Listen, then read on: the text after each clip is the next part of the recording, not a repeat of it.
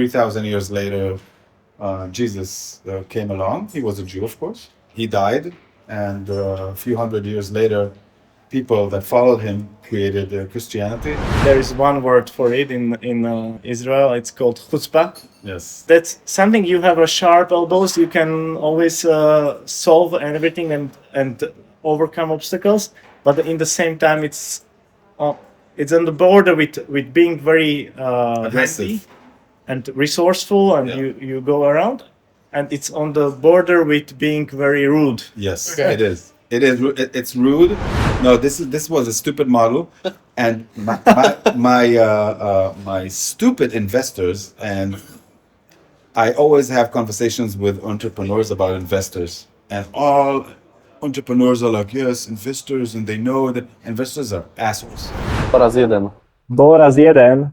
O ničom a o všetkom. Možno nejaké otázky? Nemerkým. Tak si ich nechaj pre seba.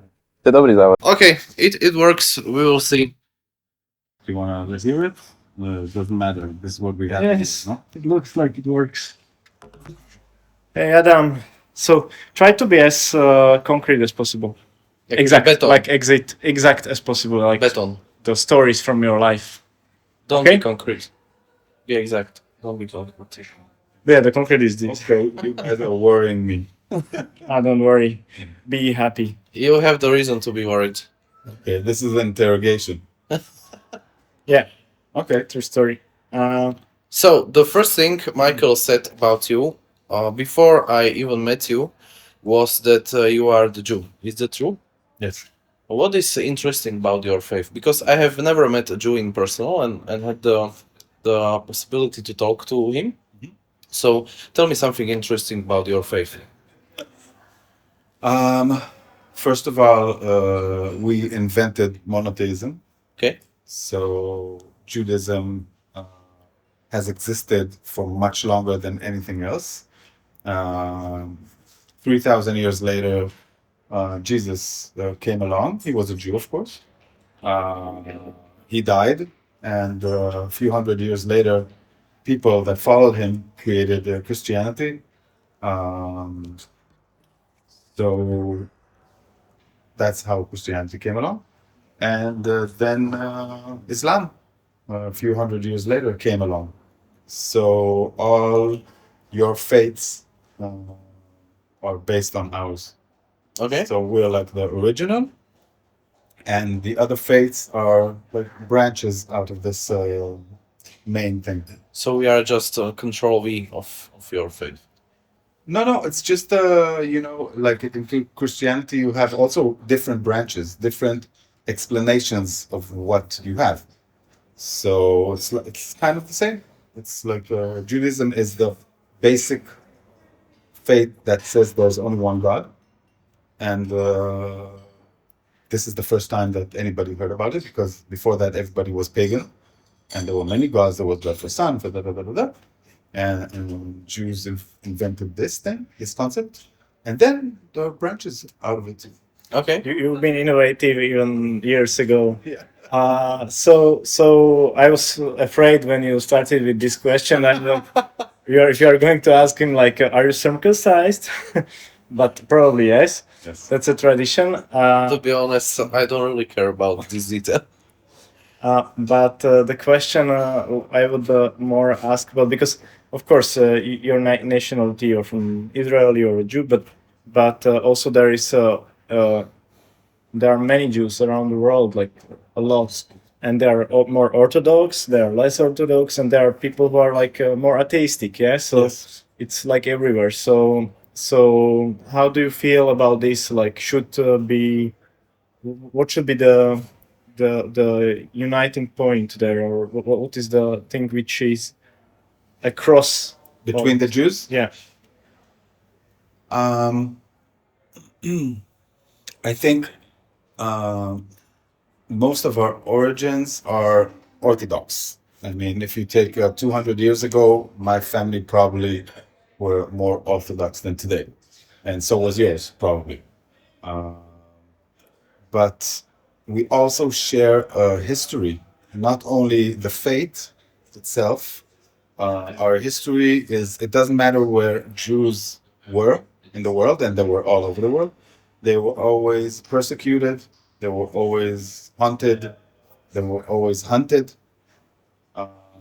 And the question of why this was is a question that I have with me every day. I believe that if everybody hates you, there must be a reason. Like it's not like, oh my God, they're hating me and they're not okay. There's probably something Jews are doing to deserve it, or maybe they have done to deserve it. I know Christians think that Jews killed Jesus, which is of course not correct. But Isn't it? no, the Romans killed him. Okay. Also, Pilatus. Actually, he wanted to release Jesus, but it was Jews who were scanning that give us the criminal, not the Jew. So Yes. not the Jew, not the Christ, Jesus. Yeah, because he was a cool dude. He was Jewish. He was brilliant. He was enlightened. And if you put a guy like this now in Christianity, they'll kill him. Yeah, anywhere. Actually. Anywhere. Yeah, Anywhere. it doesn't matter who it is. So it wasn't like something strange. The only thing I know that one of his friends betrayed him and told the Romans that he's where he was, and then they caught him, which is a betrayal, of course. But there's a big difference if I call the cops on you, and they come and take you, than that I killed you. It's a big difference. Yeah. But so Yeah. we share this common roots of this faith, and we share the karma of being Jewish and persecuted all around the world. I have two things about this. I didn't know we will go this way. I was more focused on the business side, but let's discuss it because I think it are very interesting topics. The first thing is about the why it's happening to Jews that everybody hates them. They're like, if you look at it from the side of the church, like the God, if you ask him to make you strong, he gives you barriers to overcome. So that's from the church side, or how do you say, the Vera? What faith? Faith, from the faith side, it can be this. And the second thing, when I came to Israel for the acceleration, there was one thing which I immediately felt in love and hated in the same time. And there is one word for it in Israel. It's called chutzpah. Yes. What's that? What that's me? That's something you have a sharp elbows. You can always solve everything and overcome obstacles. But in the same time, it's on the border with being very Aggressive happy and resourceful, and you go around. And it's on the border with being very rude. Yes, Okay. it is. It's rude, but it's cool also, and it's very outgoing. Like I wouldn't mind asking you like a really personal question. I wouldn't mind telling you, listen, I really love your business, but I think I have a better business for him, and I'm gonna tell him that. And you're like, what are you doing? Why are you so rude? This is like not giving a shit from one side, and the other side, I'll set us, or I'll get us in this restaurant. Don't worry, and I'll go to the guy with the restaurant, and I'll talk to them. You got a place. Okay. Also, It's the same. Yeah, It's the same power. Yeah, but also the same power. I would give you a different angle. You are standing in the line. Yes. They're just going around like, Yes. fuck it. The whole thing and in the middle. And it's like normal. It's okay. Yeah. It's fun. It's like Okay, so you are like very powerful, but without any EQ. it's not it's a EQ. It's just you are minding your business probably, and I'm hundred like if you ask even Jews and you say chutzpah, half of them will say it's not good chutzpah, it's rude, and the other half will say yeah chutzpah, that's ours. And I had the same mixed feelings. I loved it. First, from 3 months, first 2.5 months, I loved it because it was like just being outgoing and straightforward. It was very nice, and I was thinking even if our people would have more chutzpah, it would be much better. Perfect. Okay. maybe I'll try to move. Do you want to stop the recording? I know. No, it's funny. Let's focus. Let's talk more. And spýtaš sa niekoho, že si nemám to zapnú, prosím ťa. A laptop ty... Okay, anyway. So... Perfect. We've got out of the light. So, let's... Come here, we will continue. Poďme iba rozprávať, je to v pohode. Or just, Barbara, can you ask downstairs, please? Can you ask them downstairs if they can turn on? Nie, normálne vzíde dole. Vykašli sa na to. Teraz si povedal, že poďme rozprávať. Však áno, ale kým to príde, ne? Okay, let's talk. Yeah. So this was very funny, though. Yeah. So we got out of the light. That's so maybe the chutzpah might be also reason why. What's my opinion, and what do you think about it? Can it be the reason why people have such a huge amount of hate towards Jews? No. Chutzpah is Israeli. Chutzpah is a result of putting Jews from all over the world. The most multicultural country really in the world is Israel. Because yes, in the United States you have from all nations, but they're not really connected. So you have Chinatown, you have millions of Chinese, but they don't even speak English. So it's not like a really melting pot, and the blacks are with themselves. Yeah, they're more with people, but it's not a melting pot. And Israel is a melting pot. It doesn't matter if you arrive from Morocco, you arrive from Poland, you arrived from Yemen, it doesn't matter where you arrived, you become Israeli. And this multicultural thing, the side effect of it and the taste of it is chutzpah. And also, I think before Israel, Jews were really quiet and walking on their toes because they were in danger. You would never see a Jew cut you in line and say, fuck you. There's no chance of that. The opposite. They would be very polite and very careful. And Israelis are very different in that case. There's a really, really funny and anti-Semite thing that we say about ourselves. Jews are like shit. If you put a little bit on a plant, it makes it grow. But if you put too much together, it stinks. That's funny. I never heard of that this one, but This is an internal joke. Yeah. So, but maybe also it's well connected to business. A lot of Jews have like the beliefs, even inside the community, outside of the Israel, the communities stick together very well. They are connected, and so I was thinking maybe as the people Jews very thoroughly, very strongly help each other. Yes. Help each other. I'm almost 100% sure if you travel anywhere in the world, you can find through some of your friends community there. Yes. And they'll immediately introduce you to the space. And Yes. Yeah, because it's like a small tribe, but this tribe is like a first connection. It's not like a huge tribe like a Christianity.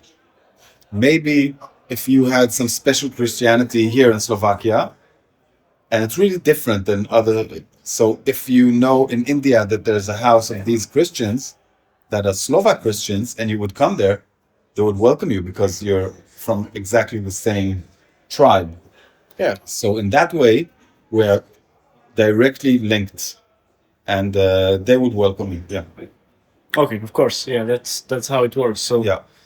actually, people around the world should copy this, I believe, and it would work better for them. Yeah, listen, a minority has its disadvantages and its advantages. When you're a minority, and you can check that out in any big country, you see the minorities, they come together. Yeah. They have to. Like, try to imagine you're from India and you're living in London, and you came to India. What are you going to do there? Even you have visa, you have everything. You're going to look for people from your country or from your language or from your culture. Hey guys, what's going on? What can we work? How can we do? How do you guys, like, how does it work out here? Because we're together. We seem like we're together in this new environment. So it's very natural. The Jews didn't invent that. Yeah. But I think it's not only faith-based. There are different communities all around the world. I can imagine if I maybe came to New York and came to the watch fans community, because I like watches, they would be welcoming to me. Yes. Because I'm part of them, and it doesn't matter I'm from abroad. We have this common hobby which connects us all. Totally. I totally agree with that. So in that case, it's not special. I think what is special is that Judaism is one of the oldest clubs in the world. It is, Yeah. indeed. Yeah. Just the oldest club. If you had, it's before the Vikings. Try to imagine there's a Viking club where you have 1 million people that are true Vikings, and of course it's a heavy club. So Jews are even before that. So it's the first major club. It's really small. Nobody goes in. Like you can convert to Judaism, but it's a crazy process. It's not. We talked about it. It's not missionary. It's not like we're collecting Jews and we want more and more Jews to spread the world. No, it's the opposite. Okay. It's not the idea at all. And being a Jew is a burden, but it's also a good burden, but it's also a bad burden. So it's something that you carry with you. Today I was walking and I went to the synagogue where they destroyed it for the bridge. Okay. You know what I mean? Yeah. I just found it. I didn't don't know. know. I didn't know about it. I could show you a lot of pictures. But where it is? Yeah. Well, Next to the big church with the crown, below, there was a synagogue. Okay. And to make the bridge and the highway, Tom Martin. Okay. they destroyed it. But they did put a memorial thing. And for the first time in my life, and I've been to Poland and I've been to many places, maybe it's because of the war now and Hamas and all this anti-Semitic that's coming out, it made me sad. For the first time in my life that I go to a historical Jewish thing, that makes me sad. Because I just I feel it now for us, for Israelis. I just felt it for them. And then I remembered that my grandparents were right here in Poland. And all the families are gone. Only my grandfather got out. And my grandmother was from Berlin. And so it's really close, you know. Yes. You think of your grandparents, this is my grandparents. Your grandparents are your parents' parents. Like, try to imagine how close you are with your parents. So those dudes are their parents. It's the second thing. So I felt sad to see this synagogue get wiped out. So I don't like to. Don't be sad. It was for a greater purpose. So now we have a highway throughout the middle of the old town. Exactly. You have to get there somehow, right? Yeah. I use this highway to get from my airport. See? It's very important. It would take you 10 more minutes to get there. But I can show you this picture. What's there? Ah, cool. Okay. Okay. I know where it is. Wow. Ah, yeah, there. Yeah, okay. The statue. Yeah, this whole place. So this is it. So like this is a part of my history that I'm not really in touch with because I choose to be. I was brought up as a person of the world. My mother never like fucked around with my head about it. We're travelers. We're open. We've lived in places, but some people have been growing on this thing that the Jews are persecuted. When you travel around the world, do you feel like it's povinnosť, obligation? Obligation. Like it's an obligation for you to visit these places, or it's just like by the way? By the way, I never go. I've been to Krakow. I didn't go to the ghetto. Like I went to the Jewish quarters because it's cool there. Yeah, not because we didn't go to the ghettos. We didn't go to watch the. I don't do it. Okay. But many do. You know, I don't know how connected you are to your roots or either Christianity or yeah, maybe your grandparents are not from Slovakia, they are from Poland, from the war. And so you feel this strange connection with Poland, maybe. I don't know. And maybe they were from Poland and you don't give a shit. It's totally okay. Okay, I understand. It's like that. Okay, maybe if we would go towards the business. Yeah, let's talk business for a while. And on YouTube there is a guy, I forgot his name, or maybe remember, maybe not. But he's Mr. Beast, no, he's having Gary V. Gary, yes. You know Gary? series Was, series of videos, shorts, which are about the Jewish business secrets. Oh, Okay. It's Israeli or American? American. But he is more orthodox, more so and he's a businessman, well established, or at least looks like well established. So do you have any business secrets which you can share with us? They are secrets he cannot tell you. Maybe he can because we are friends. Yeah. Business secrets. No. I just use my own talent and my own vision. I call it vision. What I see things and I'm as honest as I can be with everyone. I never try to sneak around. I never try to get somebody to do something that's not good for them, but it's good for me. So in that way, I no secrets at all. And so what was your first touch with business? It's a good question. I think most of my life I was a service provider. Okay. I was a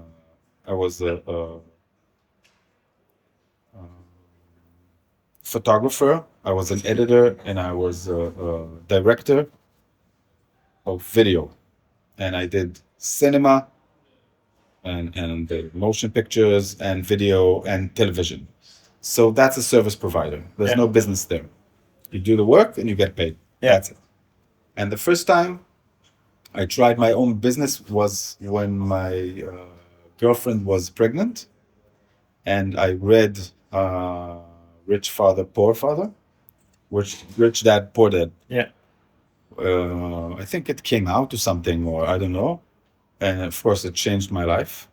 And I understood the concept that we are changing our time for money. Like exchanging. We're giving time and we're getting money. And it struck me like a lightning in my head. And I knew that second, I knew that it's finished. I'm not going to do it anymore. So I built my first startup.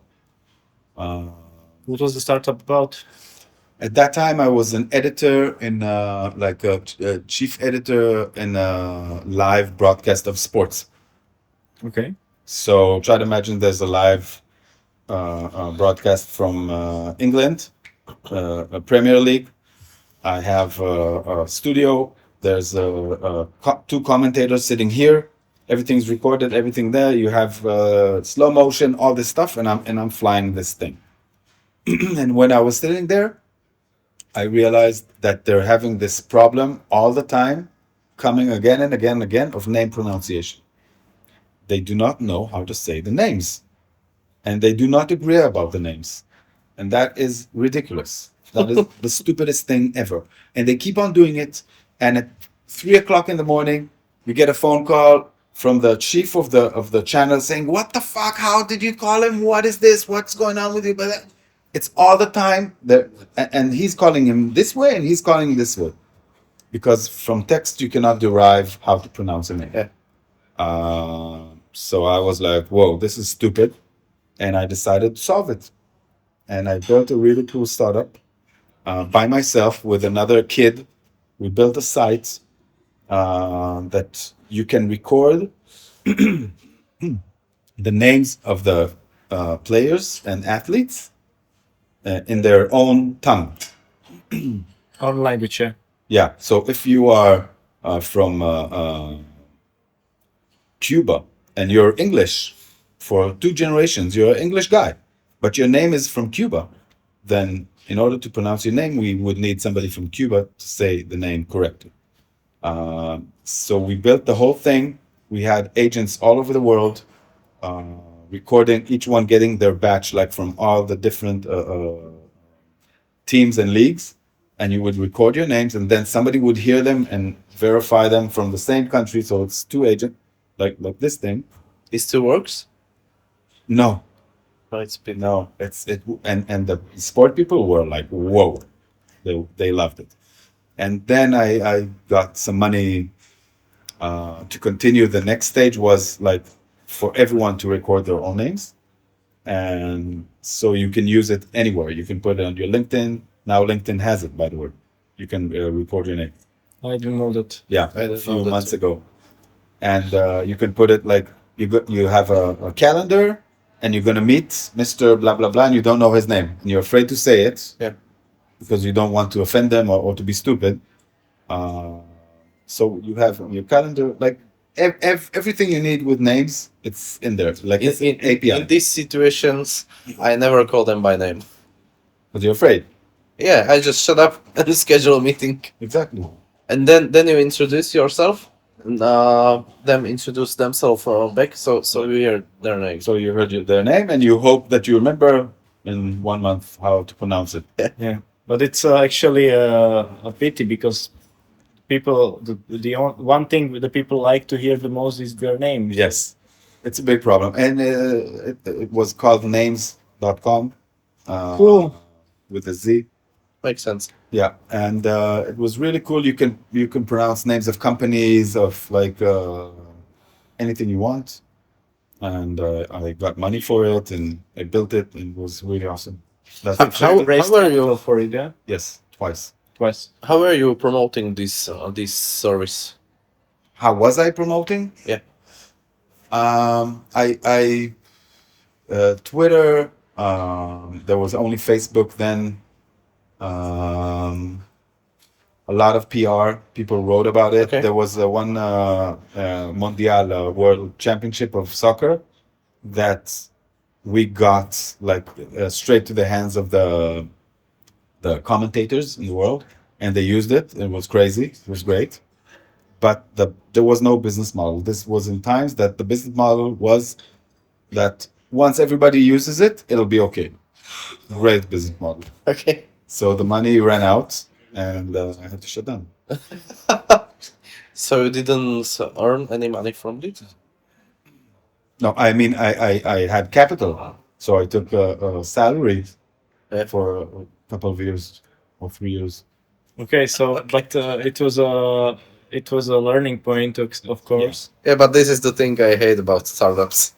No, this was a stupid model, and my stupid investors, and I always have conversations with entrepreneurs about investors, and all entrepreneurs are like, yes, investors, and they know that investors are assholes, and they don't know anything, and they're just like scared little girls that run together. That's all. And I'm running an accelerator, big ass accelerator in Israel. For health and stuff like that. And every time we come to talking about money, everybody's starting to laugh, and I go at it like, don't get me started on investors.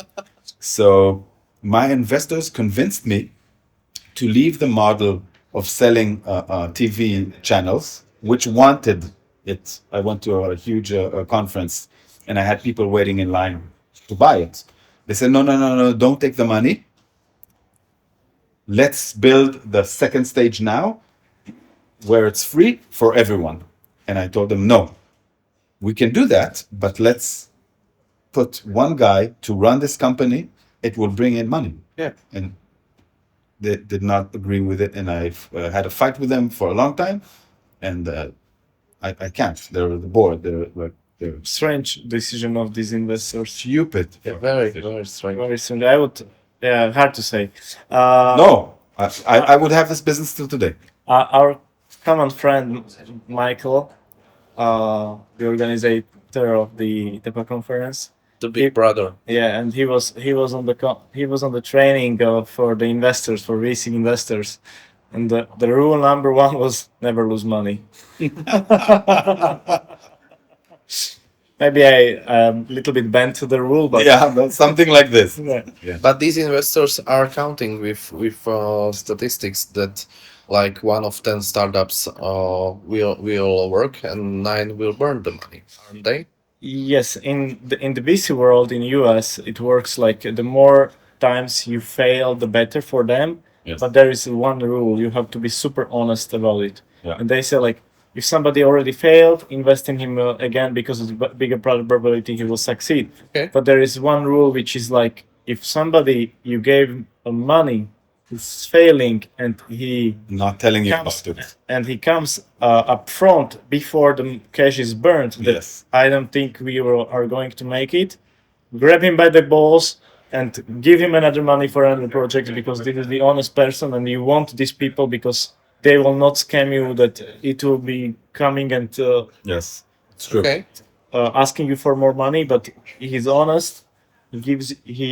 What happened, it's actually very difficult to come up front to tell that we are not succeeding. But this honesty is much more important because then you also save the losses, and when you invest, the person probably will earn you money in different journey Yeah. of his business world. So yeah, it makes sense. But in many cultures, including ours, the fail is considered as a fail, and we should not work you because you are a failure. Yes. Work with you. And what I've seen in Israel, it was very different. It was Yeah. We have a different culture about that. It's very important, this point. It's very important because failing is learning. Yeah, I agree. And you cannot have a baby walk without falling 10,000 times. It's impossible.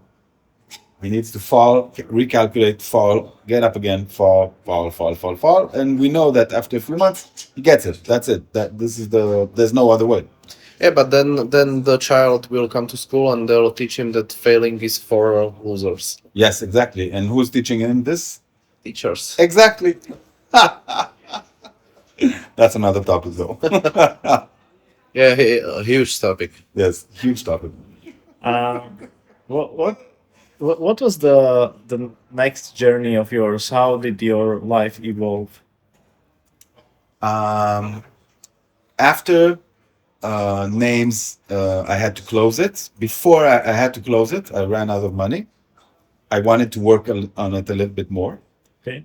So I decided to move to the north and to cut my expenses to a third in one day. And we were supposed to move to another apartment, and the movers were in our house, getting things downstairs. And I'm looking at my woman. She's looking at me, and I'm telling her, we're not moving to Jaffa, to the same city. We're moving to the north. She's like, okay. And we just took our kids Wow. and we moved to the north. This is how we moved. What The same day. a great support. Wow. Yeah. From your wife. Yeah. Hey girls, that's how you do it. Yeah. You just say yes. Whatever Yeah, your husband comes with. she's my backbone. She's just my backbone. I love So it. important. You're still together. Yeah, of course. 18 years? Yes. Perfect. Really good. You said you took on the side your son and you were talking to him about this, yeah, that we are not staying in the same city. Yeah. How did it go? So we decided to move right now. So and my son was like on first grade, like 7 years old, and you need to talk to them. Like I need to talk to him. I took him downstairs to a cafe that we always sit in, and I told him, "Listen, man, we're not moving here. We're going to the north now." And he's looking at me, and he has this tear coming down from his eye. He's like looking at me like this. And I said, "The only thing I can promise you is that you're going to be free." And he smiled and said, "Okay, let's do it."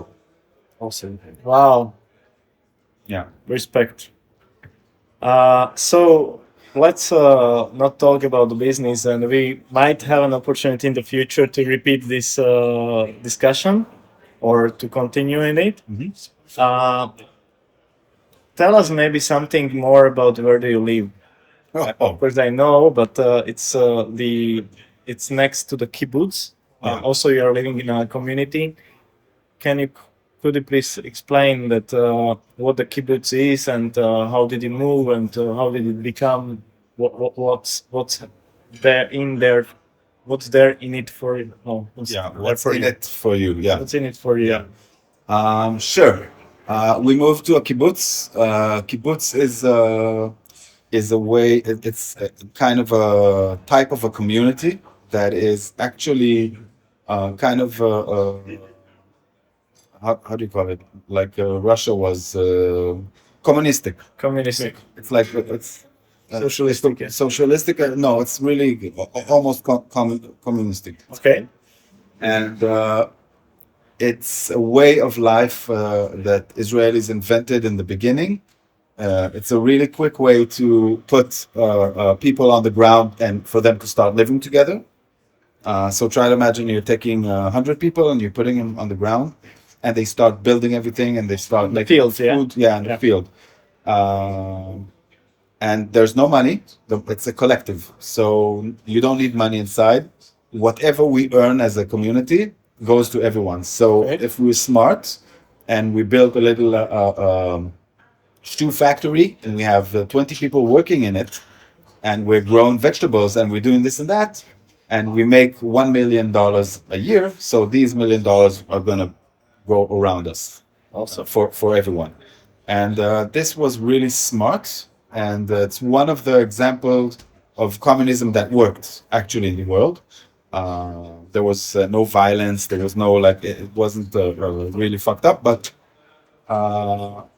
many of them in the last 20 years have shut down the system. Like the people are still living together, but they do not share the same wallet. Yeah.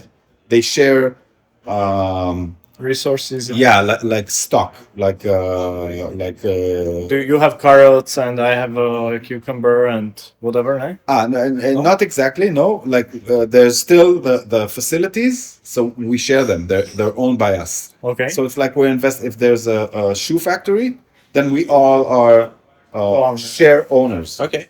So it's like this.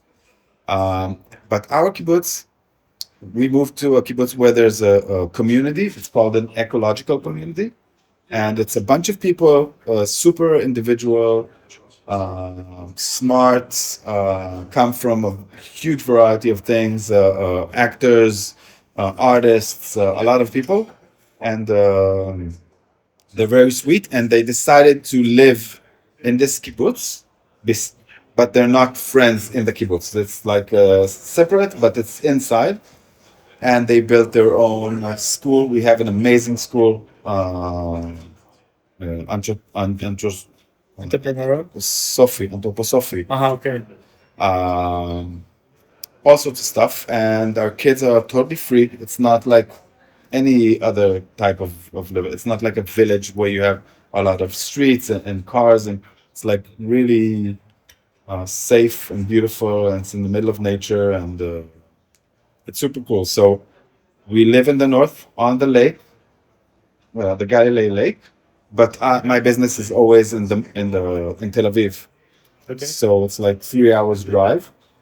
So I have a double life. I live this beautiful, quiet, shanty life, community life, and I have business in Tel Aviv and as well. Never heard about it, but it sounds awesome. Yeah, it is. So there, we opened few topics to study. Let's have. I think we have Yeah. no more time for today. Yeah. So The gala starts you have to after come. a while. We have no other option. I will. Otherwise, we will hate you. Yes, With you. totally. I will be very happy to continue this. Honestly, I think you have much to say and where we can learn. So if you wanna listen, if you wanna hear more, throw some money to us Yes. Yeah, Throw money. support us. Yes. Like, comment, follow. Yeah. and throw That's it. money. Ciao. Cheers. Thank you. Čo by ste sa ešte chceli spýtať nášho dnešného hostia? Dajte nám vedieť, napíšte nám na e-mail ahoj@jedenapolchlapa.sk.